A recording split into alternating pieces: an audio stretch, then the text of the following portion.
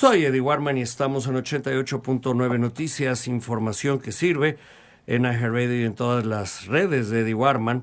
Usted sabe, @Eddie Warman. Y ya en estos días hemos subido la página de eddiewarman.tv, donde podrán ver escuchar toda la información que vamos generando. Holanda tiene, Ámsterdam tiene un museo que me parece fantástico, me encanta.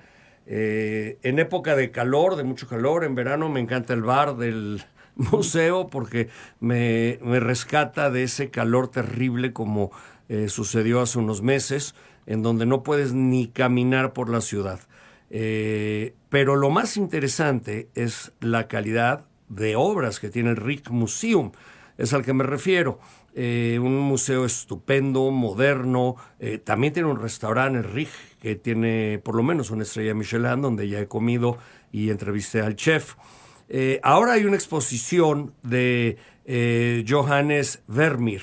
Es una colección increíble, es quizá la más grande colección que se haya desplegado bajo un mismo techo en una sola exposición.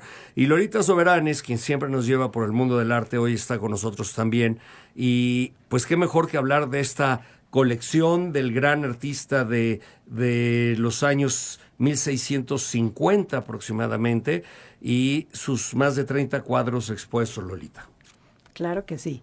Bienvenida. Un gran trabajo, gracias, Eddie. Un gran gusto estar aquí en tu estudio y compartiendo con tus seguidores con ese entusiasmo de actualidades, arte tan diverso. Gracias. En este caso, decíamos, pasear por el Rijksmuseum fue una oportunidad muy grande porque en realidad fue un trabajo multidisciplinario que realizaron desde pintores, científicos, curadores, etcétera, para crear la única exposición retrospectiva que tiene una mayoría de las 35 obras que pintó Jan o Johannes Vermeer, ya ves que cambian las pronunciaciones del antes holandés, hoy neerlandés. Igual ocurre con el país, ya no es Holanda, es Reino de los Países Bajos, el nombre oficial, lo vimos en el Mundial de Fútbol.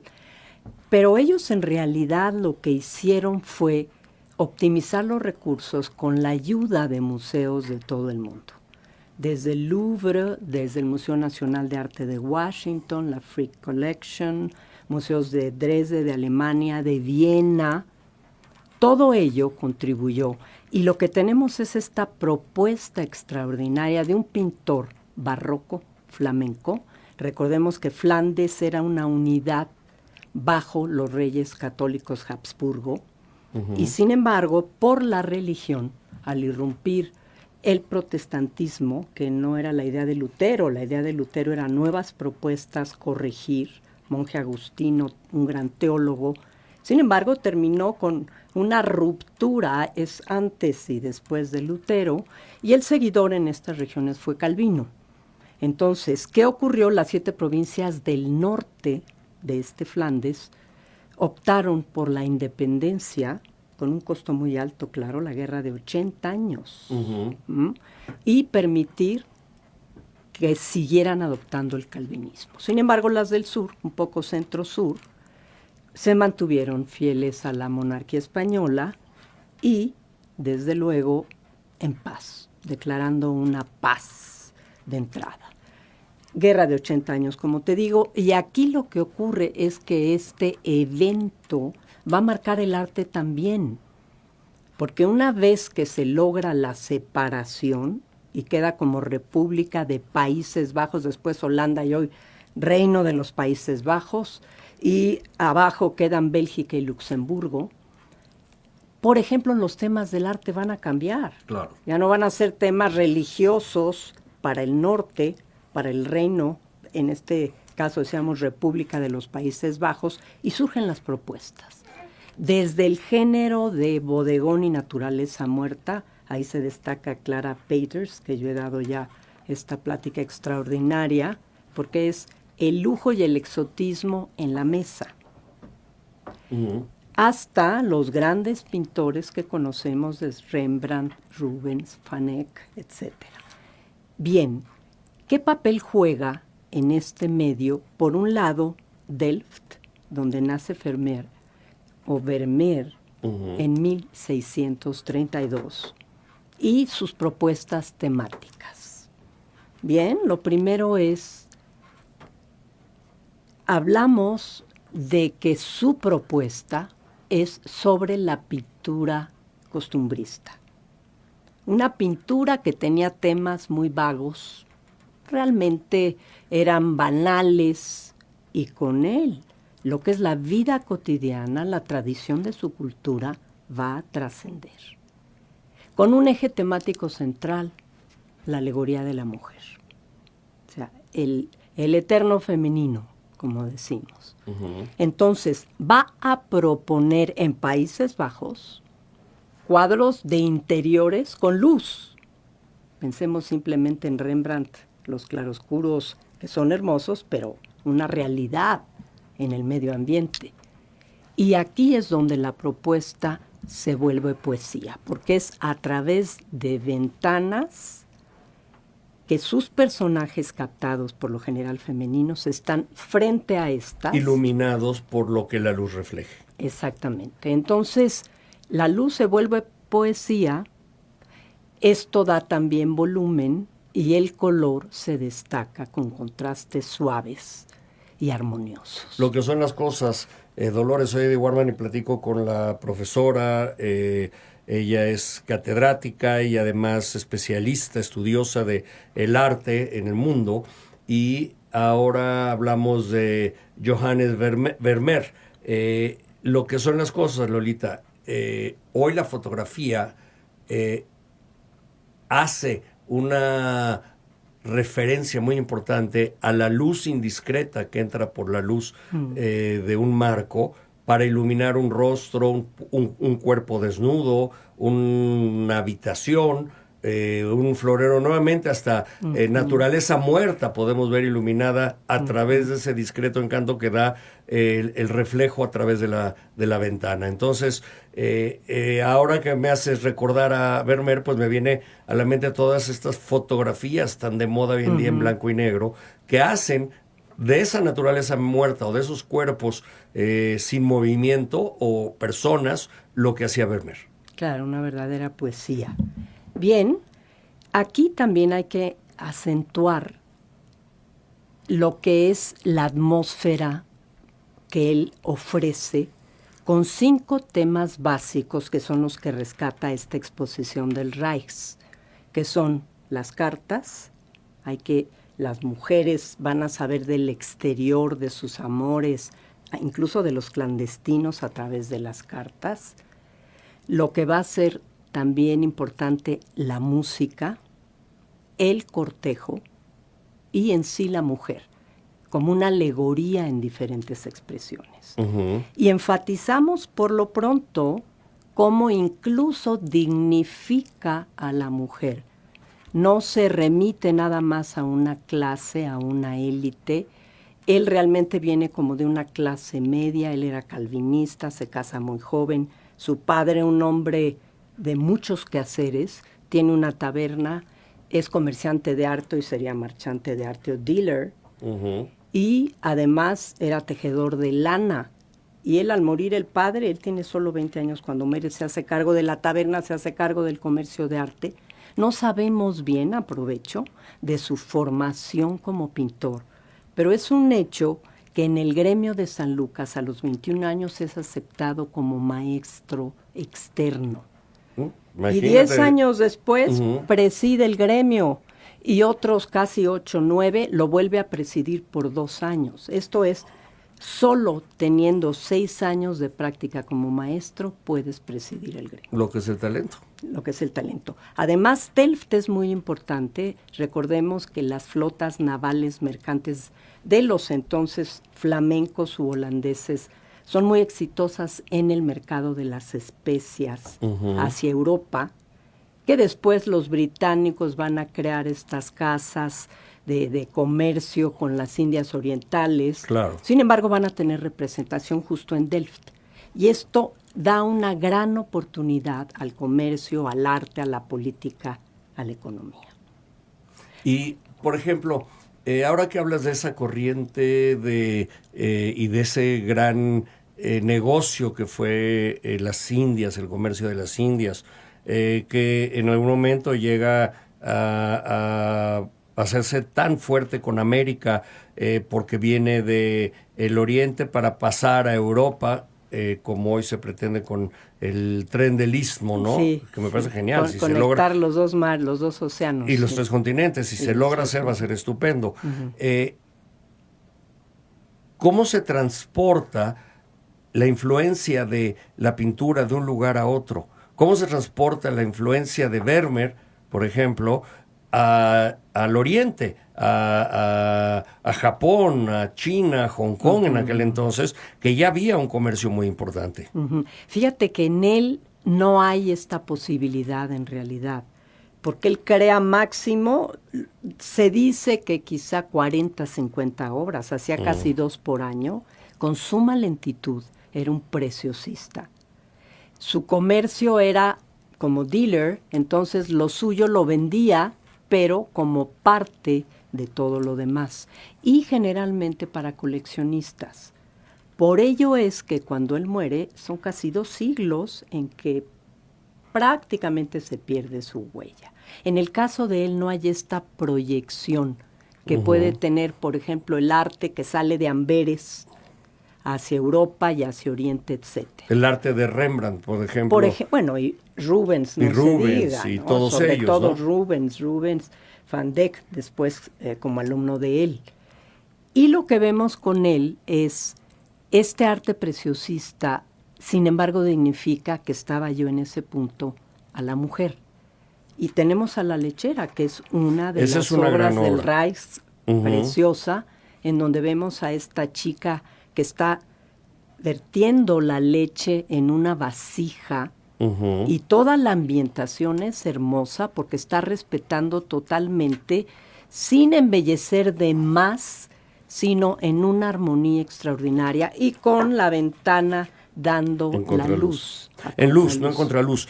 Sí, esa obra que ahora vamos a mostrar en redes demuestra claramente esas pinceladas suaves, precisas, tan perfeccionistas o preciosistas, como dices tú de Vermeer. De acuerdo. Y fíjate que hacia 1660 todavía se afina más su arte. Y entonces vemos esta técnica que usa, que es con la punta del pincel, pequeños puntos sobre la pincelada que ya está, lo que da volumen, y parece que la luz como cigoteara. Todo esto le da una calidad superior a su obra, y es a partir de 1660. La joven de la perla es una de las obras icónicas de Vermeer, pero también los hombres. Cosa extraña, le da un protagonismo importante, aunque poco, porque también es una cantidad reducida de obras creadas por Vermeer, casi 40, pero le da un lugar importante al hombre. ¿Y quiénes son estos hombres? Antes de irnos a esas mujeres espléndidas. Lo que hace es conjugar arte y ciencia. Entonces tenemos, por ejemplo, al geógrafo, también en estas escenas con la ventana enfrente, un escritorio en donde tiene astrolabios, sostiene el compás con la mano, se dice que es un autorretrato, y los vemos ensimismados, entregados a estos hombres científicos, académicos en su trabajo. Parece señora la que está aquí. No, es él. Es él con sí. Un vestido, con una un bata, traje muy una grande, túnica una bata japonesa. Ajá, azul. Te digo que ya había influencia oriental. Bueno, desde luego. Tenían 100 años de la propia de Holanda, acuérdate que es el país que más importa y exporta flores en diferentes partes del mundo. Y aquí trae este personaje maravilloso también, con un mantel también floreado en uno de los laterales de la mesa. Sí, son esta especie de tapices pesados. Exacto. Que son muy, muy flamencos, muy de lo que ahora son Países Bajos. Okay. Esto es interesante, sobre todo la conjugación de arte y ciencia en los hombres. Y el que es espléndido es el del astrónomo y el geógrafo. Sí, exacto. Aquí está con el compás en la mano. ¿Es el mismo también? ¿Él se Sí, pinta es él mismo? autorretrato. Es autorretrato. Pero ¿cómo se ve también? Le atribuyen que sea autorretrato y hay otros 3 o 4 más en total en los que se considera que es autorretrato. La firma va a variar. Por ejemplo, en la carta de amor se ve la firma en el muro, en la parte baja del muro. Y hay, a través de la firma se encuentran lo que son las obras falsas. A ver, ¿qué es Pero eso de la retomamos. carta de amor? Retomamos. Con la carta de amor, que es otra obra en el Rijksmuseum, es captar el instante, pero al punto, Eddie, que el primer plano tenemos una cortina que se retira hacia la izquierda para que podamos pararnos en el umbral como testigos de la escena. Y estamos viendo sentada a la joven con el laúd que estaba tocando. Llega la doncella, le entrega una carta y ella se está volviendo a recibirla con la cara de sorpresa y desde luego en espera seguramente de la misiva. La forma como crea el espacio es extraordinario. Ve el cortinaje, cómo lo retira. La cortina arriba, que aquí la van a Sí. ver. También con imágenes, la cortina, con flores. Con un estampado, hay una silla en donde se ven partituras, como un chal. Hay un cepillo de aseo recargado en el marco de la puerta. Precioso, eso Y sí. estos pisos de mármol negro y blanco muy característicos en él y en la época, aquí en norte de Flandes o, como dijimos, República de Países Bajos. Y lo importante aquí es cómo capta y entra la luz a la doncella y a esta joven. Desde el momento en que las manos, una la ilumina, la otra no, porque está detrás, la propia carta, fíjate cómo no le da de lleno la luz, No. porque la tiene leyéndola, o sea, la va a tomar, la va a leer. Recargada en la panza de la guitarra. Exacto, en el laúd. Esto hace, como te decía, un rescate de las tradiciones, de las costumbres, de una clase, en este caso, una crónica histórica en la recreación de un espacio y con la poesía de la luminosidad, el volumen y la tonalidad en contraste. Oye, la de la perla, esa es extraordinaria. Déjame... Ubícala, por favor. Es la joven del... La joven del arete, de la perla, sí. Del arete de perla o del turbante, está en el Museo Mauritius, que es museo de arte flamenco, tanto de lo que hoy es Reino de Países Bajos y Bélgica. Y en ella lo que vemos es realmente una apoteosis, porque es la mayor sencillez en la composición. Fíjate cómo no ofrece ningún muro, ni una pintura, ni ventana. No hay elementos de ambientación, solo el contraste del fondo oscuro, muy a lo Caravaggio, muy a lo barroco. Recordemos que Jan Vermeer es barroco, flamenco barroco, y la joven en una posición un tanto como de sorpresa. Se está volviendo, está girando sobre su costado izquierdo. No está posando para él, no. Es casi una instantánea. Es casi sí. una instantánea. Y ve la delicadeza de la luz y el color en el rostro. La luz perfecta. Esta belleza de juventud. Como si tuviera un foco, una lámpara especial iluminando. Desde aquí arriba, desde mi izquierda a la frente. Es correcto. Y dejando un poco de sombra a mi mejilla. Y colgando la perla, pero a la perla alcanza a darle todavía un destello de luz. Pero fíjate cómo compiten el brillo de los ojos y de la perla barroca. Es la obra más importante que representa una joya. Esta joven es considerada la Mona Lisa de Holanda o del Norte. Más bonita esta. Sí, hermosa, en esa belleza de ingenuidad y sensualidad también. Y el manejo de la paleta es extraordinario. Los azules, el contraste de los fríos con los tenues cálidos.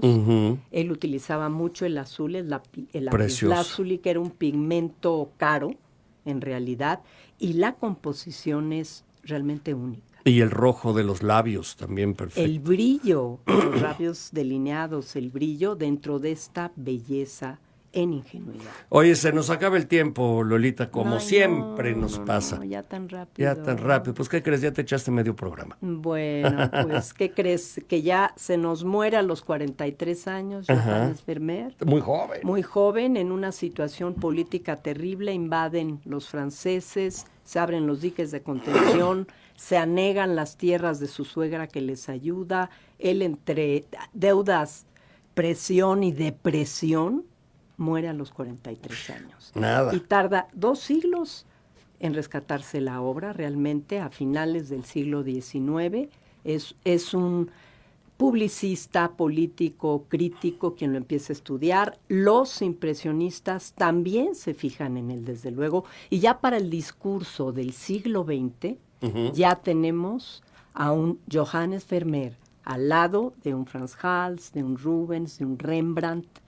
Y lo que dicen los del Reich, lo que él dejó sigue vivo. Todos escribimos una carta, aunque sea en línea, vertimos leche, tocamos un instrumento. Por eso amamos a Vermeer. Es genial. Ojalá un día venga a México. Es ahora, y si no, pues váyanse a Holanda, que no está nada mal la idea, y a Ámsterdam y al Rijksmuseum. Lolita, ¿dónde te leen, te siguen y dónde se suman a tu viaje al Oriente? Al Medio Oriente. Bueno, ese sería un siguiente, pero desde luego mi correo electrónico, lolitasg@hotmail.com. Ahí me encuentran. Y a través de Radio Asir. Y de Eddie Warman. Muy bien, muchas Eddie gracias. Warman, por supuesto. Muchas gracias, Eddie, como siempre, y a tu auditorio. Gracias. Voy a una pausa y volvemos. 88.9 Noticias, información que sirve, y todas las redes de Eddie Warman.